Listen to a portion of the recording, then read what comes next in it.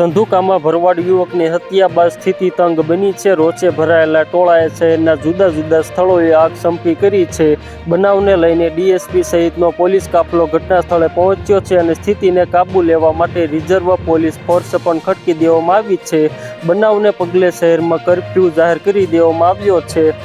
અમદાવાદના ધંધુકા શહેરની નસીબ સોસાયટીમાં અંગત અદાવતને પગલે એક ભરવાડ યુવકની શરીરના ઘા ઝીકી કરણપીણ હત્યા કરી દેવામાં આવતા સમગ્ર પંથકમાં ભારેલા અગ્નિ જેવી સ્થિતિ જોવા મળી રહી છે.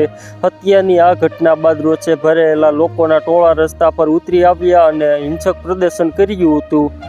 ઉશ્કેરાયેલા ટોળાએ આસપાસની દુકાનોમાં આગ સંપી કરી હતી, જેના કારણે આકાશમાં કાળા ધુમાડાના ગોટે ગોટા જોવા મળ્યા હતા.